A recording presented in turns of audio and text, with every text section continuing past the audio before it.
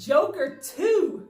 I'm so excited to talk about this movie. Let's go. I want to first start off by saying Joker 1, which was made in 2019, is my favorite movie of all time. Now, I can already hear a couple of my friends saying, you say every movie you watch is your favorite movie of all time. That is not true. I did love Elvis, and I went to the theater, I think 3 times for Elvis, but it fails in comparison to Joker. Like, this is my favorite of all time. Wrong way.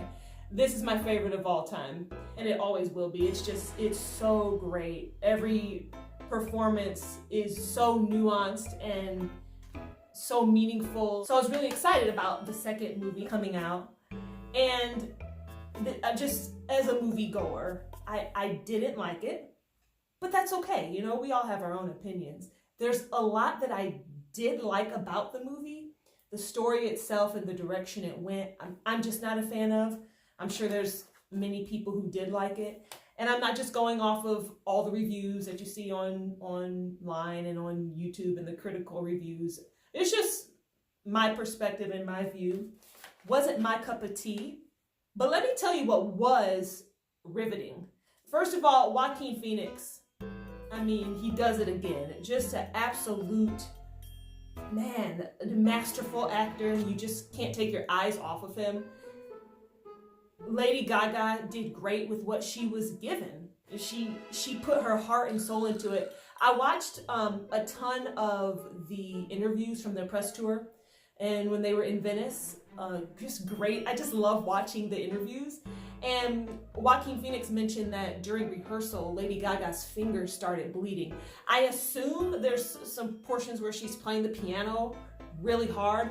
Maybe that's when her fingers were bleeding, but she put her blood, sweat, and tears into this. All the actors did. I want to name a few. Got my little notes here. Brendan Gleeson is one of the guards in Arkham Asylum. Just great. Catherine Keener. Zazie Beetz again. We get to see more of her in one of the settings. I don't want to give away spoilers or too many spoilers.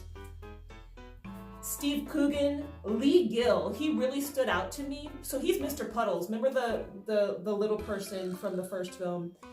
One of Arthur's co-workers, I believe. He was actually nice to Arthur. Arthur kills the one co-worker because he was not nice to him, and lets Mr. Puddles live because Mr. Puddles was nice to Arthur. And the scene between him and Arthur in Joker 2 is to me one of the best scenes in the entire movie. So his name is Lee Gill. Man, he's just great. And so everyone put their heart and soul again into this film, and I respect that. I also respect the direction Todd Phillips decided to go. I know there's a lot of criticism. There's conspiracy theories that say, you know, he made a bad movie on purpose, or he's putting the middle finger, sticking it to us, for those of us who loved the first film, and making fools of all of us. I mean, why would he do that though? Like, what would be the purpose of that? And that just doesn't make any sense to me. In one of the interviews that I did watch of the cast during their press tour, he said that he took a risk with this film. This was before the release. He took a risk with this film, and he said he was nervous. He was nervous about how it would be accepted. I mean, he took a risk with the first Joker too, and it landed for most of us.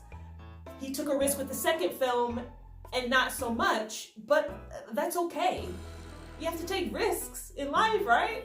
Even filmmakers. And, you know, I hear the argument, it's so funny how entertainment and movies move people so much.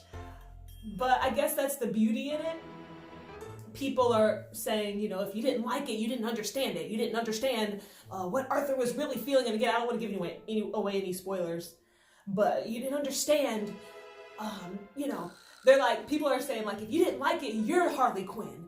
You're the one, and I'm not going to tell you why they're saying that because that would be a huge spoiler.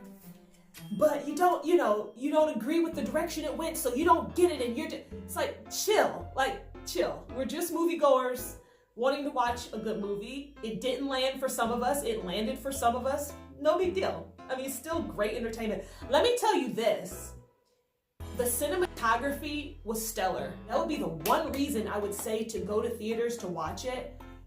You're not gonna get it when it starts streaming. You're not gonna get it as good. And that may be kind of, we want a good story, right? But I'm telling you, like, if there's somebody out there who's studying like cinematography or like the making of film, like behind the camera, wow, like you're gonna be blown away with the cinematography. That was great. I love the costume design, of course. Joaquin Phoenix, he does it again, man. He's just out of this world, so great. And one thing I can appreciate from every single actor is that how hard they worked. You know what I mean? I can respect Todd Phillips in wanting to go a different direction. Again, that's the risk that they took.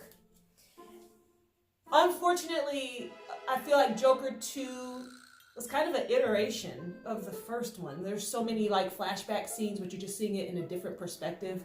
And that was a bit boring, but that's what they wanted to do. Oh, the musical portions. I love music, and Lady Gaga, of course. And another interview that I watched, she said she had to untrain herself because she has such a great voice. She's classically trained with her voice and on the piano. She had to untrain herself on how to sing. That did definitely add a great layer to the movie. But then in kind of the scenes in Arthur's head, without giving too much away, you do actually hear her beautiful voice, and she just gives it her all, and she's working so hard with what she's been given through the script, and it's I respect her for that. I'm kind of all over the place. I'm sorry. I could see a couple of Oscar nominations, to be honest with you. A Best Actor nomination for Joaquin Phoenix again, and cinematography. A cinematography nomination, and if not Oscars, maybe SAG award. Definitely high honors. I know that it was nominated for the Golden Lion at the Venice. I believe that's how you say it. I apologize if I'm not saying the proper name. I believe it's called the Golden Lion at the Venice Film Festival. They were nominated for that again, and they won in 2019 for Joker, the first Joker.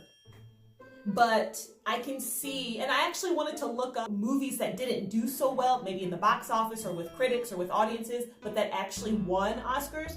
And I found a couple. The Wolfman. I've never heard of it. I actually want to watch it now. The Wolfman, which is a horror fantasy movie.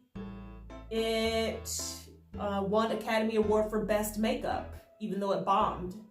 Pearl Harbor, which I did not know was a bomb. It did good in the box offices, but it was a critical failure. It was nominated for 6 Golden Raspberry Awards, including Worst Picture, but it was nominated for 4 Academy Awards. And no, it did not win an Academy Award, but it was nominated for 4. Mark my words, at least one for cinematography. There may be an Oscar nomination for this film, despite it bombing at the box office and with audiences. Let me see what else I wanted to say here. I'm so glad I wrote everything down because I don't want to miss anything, and this video is getting way too long. That might be everything. I don't think Todd Phillips made a bad movie on purpose. That doesn't make sense. I think he took a risk, and I think it's great to take risks. One thing that Todd Phillips said in one of his interviews that I loved, I can't find it. Oh, here it is.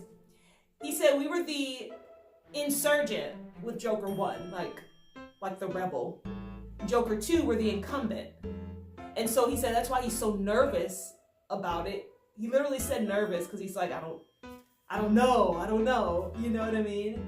And this one had a budget of $200 million. The first one only had a budget of between $55 and $70 million. Such a huge difference in budget. And man, I just wish they would have gone in a different direction with the movie. There's so much they could have done. But whatever, this is the movie, and you can like it or not like it. That's the fun of it. No biggie. People are so ticked off about it. watch so many videos on YouTube and people are like cursing out the actors, like going off. It's like, simmer down, it's not a big deal. You like it? You didn't like it? No big deal. Anyway, what did you think of the movie? Did you watch it? Would I suggest you go see it? It's up to you. I don't have any suggestions. It's up to you. Have fun. Enjoy.